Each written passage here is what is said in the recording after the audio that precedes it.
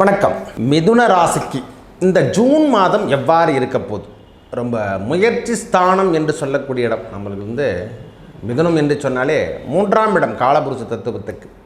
அப்போ முயற்சி தருகின்ற காலம்.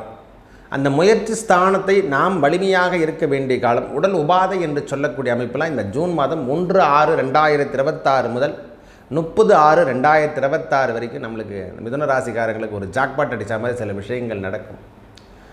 ரொம்ப குட் நியூஸ்லாம் தேடி வரும். நான் இல்லைனே சொல்லலை. பொறுமையும் நிதானத்தையும் இந்த நேரத்தில் கடைபிடிக்க வேண்டிய நேரம். சமநிலையை வைத்து கொள்ள வேண்டும். முக்கியமாக எப்போவுமே நாம் சமநிலையாக இருக்கணும். எனக்கு காற்று ராசி அல்லவா, இது ஏன் முதல்ல சொல்கிறேன்னா, இந்த நேரத்தில் கிடைக்கும் செல்வங்கள் கிடைக்கும், ஒரு பராக்கிரமம் கிடைக்கும். அதை நாம் பயன்படுத்திக்க வேண்டும். சரியாக பயன்படுத்தினா இந்த மாதம் நம்மளுக்கு வெற்றி தருகின்ற மாதங்கள் தருகின்ற அமைப்பாக மாறப்போகுது.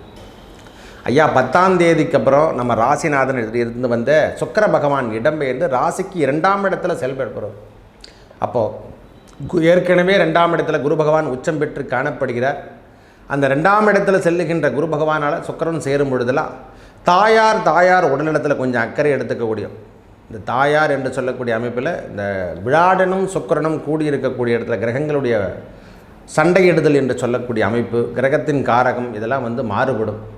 2 என்பது மனைவியின் உடல்நலத்திலையும் சரி, கணவன் உடல்நலத்திலையும் சரி சற்று கலக்கங்கள் ஏற்படும். அதாவது உடல்நலத்தில் கொஞ்சம் அக்கறை எடுத்துக்கணும்.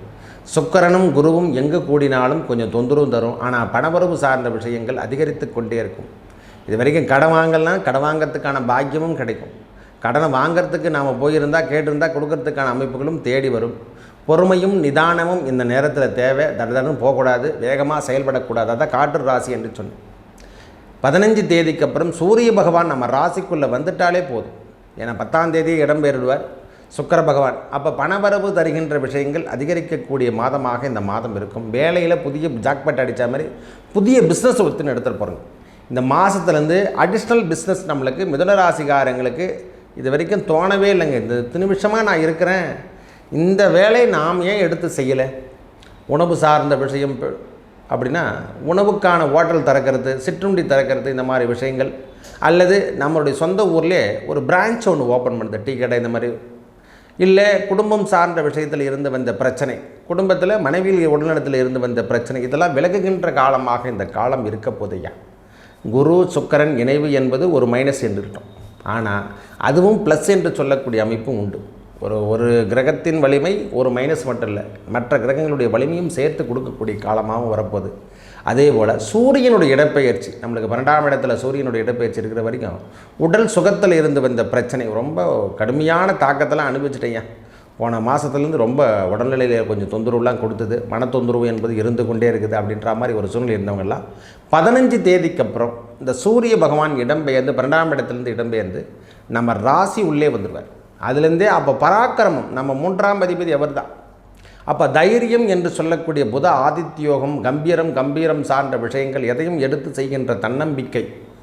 நம்ம ராசிநாதனும் ஏற்கனவே ஆட்சி பெறுகின்றார் நம்ம ராசிக்குள்ளே. அந்த சூரிய பகவானின் இடப்பெயர்ச்சியின் காரணமாக எல்லா விதமான பரிபாலமும் இனிமேல் நம்மளுக்கு எந்த விஷயமாக இருந்தாலும் எதிர்த்து போராடக்கூடிய தன்னம்பிக்கை முதல்ல வந்துடுங்க.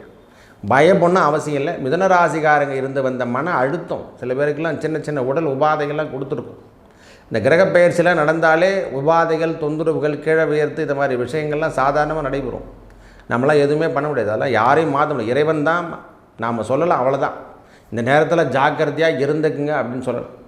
ஆனால் இந்த விஷயத்தையும் நாம் மாற்று. ஏன்னா சூரியன் 12ஆம் இடத்துல இருந்தாலே உடல் உபாதை என்பது இருக்கும்.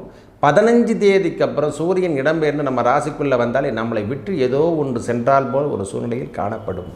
அப்போ தைரியம், தன்னம்பிக்கை அதிகரிக்கக்கூடிய காலமாக நம்மளுக்கு 15 தேதிக்கு அப்புறம் இருக்கப்பதையா. 10ஆம் தேதியே சுக்கிர பகவான் இடம்பெயர்ந்துள்ளார். அப்போது இந்த 1ஆம் தேதியிலேருந்து 10ஆம் தேதி வரைக்கும் பொறுமையை கடைபிடிங்க. உங்கள் வாழ்க்கையில் நல்ல விஷயங்கள், பார்ட்னர்ஷிப்பு, இந்த மாதிரி உறவுகள், இன்னொரு இடத்துல நம்ம பிஸ்னஸ் பண்ணுறது, வேலையில் நம்மளை ஒரு கம்பீர தோற்றத்தை நம்ம கொடுக்கறது, இந்த மாதிரி விஷயங்கள்லாம் தலையெடுத்து செய்கின்ற காலமாக இந்த காலம் இருக்க போது. இந்த மாதமே ஒரு 20 தேதிக்கு அப்புறம் செவ்வாயுடைய இடப்பெயர்ச்சி 11ஆம் இடத்துல இருந்து வந்தார் நமக்கு ராசிநாதன் என்று சொல்லக்கூடிய 11ஆம் அதிபதியும் அவர் தான், செவ்வாய் பகவான். அவர் ராசிக்கு நம்ம ராசிக்கு 12ஆம் இடத்துல வரார். செலவீனத்தை கொடுக்கறதுக்காக வரார். புதிய செலவீனத்தை தருகின்ற அமைப்பு. அவர் வீட்டுக்கு 2ஆம் வீட்டில் அமர்வதும் நம்ம வீட்டுக்கு 12ஆம் இடத்தில் அமர்வது என்பதில் செலவினங்கள் வரவுக்கேற்றார் போல் செலவினத்தை தருகின்ற அமைப்பாக செவ்வாய் பகவானுடைய இடப்பெயர்ச்சி உங்களுக்கு சாதகத்தை தரும். அது நன்மை தருகின்ற விஷயமா இருக்கும். ரிஷப வீட்டில் அமர்ந்திருந்தாலே நன்மை தருகின்ற விஷயங்கள் நடக்க போகுது. அதனால் பயப்படணும் அவசியம் இல்லை. சுப விரயம் என்று சொல்லக்கூடிய அமைப்பை கொடுக்குவார். வேறு எதுவுமே கிடையாது. அவர் ராசிக்கு அவர் வீட்டை நேரடியாகவும் பார்க்கறது, உடல் அமைப்பில் இருந்து வந்த பிரச்சனை, அடிவயிறு சம்பந்தப்பட்ட பிரச்சனை சில பேருக்கு ஏற்படும். அதிலிருந்து தொல்லையிலிருந்தும் விடுதலை பெறுகின்ற காலமாகவும் இந்த காலம் இருக்கும். இந்த மங்களகாரகனுடைய ஒளி நேரடி பார்வை எங்கே விழுனா 7ஆம் இடத்துலையும் 8ஆம் இடத்துலையும் விழத்தால் இது வரைக்கும் திருமணம் சார்ந்த விஷயத்தில் இருந்து வந்த பிரச்சனையெல்லாம் விலகப்போது. இந்த மிதுன ராசிகாரங்களுக்கு சுக்கிரனோட வீட்டில் எப்போ அமர்ந்திருந்து மங்களகாரகன் ஒளி நம்மளுக்கு மேலே விழுதோ அப்போவே நம்மளுக்கு திருமணத்துக்கான பாக்கியம் தருகின்ற விஷயங்கள்லாம் கைகூட தோஷமெல்லாம் நிவர்த்தி ஆகும். இதுதான் மங்களகாரகன் இந்த செவ்வாய் பகவானுடைய ஒளி மூலியமாக நம்மளுக்கு கிடைக்கும். இந்த 4ஆம் இடத்தையும் சேர்த்தே பார்ப்பார். அந்த ராசியிலேருந்து 4ஆம் இடத்தை பார்ப்பார், சூரியனோட வீட்டை பார்ப்பார். அப்போது புத்திர பாக்கியம் கிடைக்கின்ற காலமாக இந்த காலம் இருக்கப்பெறும். ஐயா, குரு மட்டுமல்ல காரகன், மற்ற கிரகத்தின் காரகத்தையும் சேர்த்து தருகின்ற அமைப்பை பகவான் நம்மளுக்கு கொடுப்பார். கர்ப்பம் தருகின்ற இடம் அந்த விருச்சக ராசி வீடு. அதனால் மிதுனத்தை பொறுத்த வரைக்கும் உங்கள் வாழ்வில் ஏற்பட்டு வந்த பிரச்சனை இந்த மாதத்திலேருந்து சக்ஸஸ் த லைஃப், அடிஷ்னல் வருமானம், அடிஷ்னலாக ஒரு பிஸ்னஸ் பண்ணுறது, இந்த மாதிரி விஷயங்கள்லாம் எடுத்து செய்கின்ற காலமாக இருக்கும். நம் உடல்நிலையும் தாயார் உடல்நலத்திலையும் கணவன் மனைவி உறவு என்று சொல்லக்கூடிய இடத்துலையும் கொஞ்சம் அக்கறை எடுத்துங்க. உறவினர், அதாவது விருந்தினுடைய உறவினருடைய வருகையெல்லாம் அதிகரிக்கக்கூடிய மாதம். இந்த மாதம் அதிகமாக சுப நிகழ்ச்சிகளில் நாம் கலந்துக்கிற மாதிரியும் இல்லையோ நாம் அங்கே போகிற மாதிரி ஒரு சூழ்நிலையெல்லாம், வெளியூர் பயணங்கள் அதிகரிக்கக்கூடிய காலம். 12ஆம் அதிபதி 2ஆம் இடத்துல சம்மந்தப்படும் பொழுதெல்லாம் வெளியூர் பயணங்களாக இருக்கிற மாதிரியே இருக்கும். பிஸ்னஸே நம்மளுக்கு வெளியூரில் தான் போகிற மாதிரி இருக்கும். அப்போது வெளியூர் பயணங்கள் அதிகரிக்கக்கூடிய காலம், அதன் மூலியமாக வருமானத்தை ஈட்டுகின்ற காலமாக இந்த காலம் இருக்க போகிறீங்க. தன்னிலைப்படுத்துது. முதல்ல நம்ம யாருன்னு தெளிவாக தெரிஞ்சுக்கணும். நம்மளுக்கு அந்த பாக்கியமெல்லாம் எப்போ கிடைக்குன்னா சூரியனும் புதனும் சேரும் பொழுதெல்லாம், அதுவும் ஆட்சி பெறுகின்ற புதனோடு சேரும்போது தான் நம்ம யார் என்று உலகத்துக்கே தெரியுமா. நம் செயல் திட்டங்கள் உருவாக்கக்கூடிய காலம். புதன் தான் கம்யூனிகேஷன், அவர் தான் எல்லா விதமான பரிபாலத்தையும் கொடுப்பார். பொறுமையும் நிதானத்தையும் கடைபிடித்தாலே போதும். இந்த மாதம் அளவற்ற செல்வங்கள் தருகின்ற அமைப்பாக மாறும். சின்ன சின்ன உபாதைகள் இருக்கும். தாயார் உடல்நலத்தில் கொஞ்சம் கவனத்தை எடுத்துங்க. மனைவியின் உடல்நலத்திலேயோ கணவன் உடல்நலத்தையோ கவனத்தை எடுத்துக்கக்கூடிய மாதமாக இந்த மாதம் இருக்கும். பிள்ளைகள் சார்ந்த விஷயம், கல்வியில் இருந்து வந்த பிரச்சனை, இதெல்லாம் இந்த மாதத்திலே விலகப்போகுது.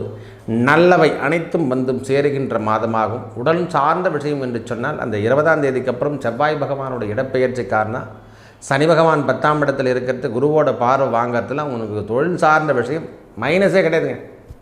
இந்த கோச்சார ரீதியாக வரக்கூடிய பலாபலங்கள் உங்களுக்கு ஓரளவுக்கு 50 பாகம் நல்ல முழுமையை பெற்றே காணப்பட போகுது. நல்லவை அனைத்தும் வந்து சேரும். நல்லதே நடக்கும். நன்றி, வணக்கம்.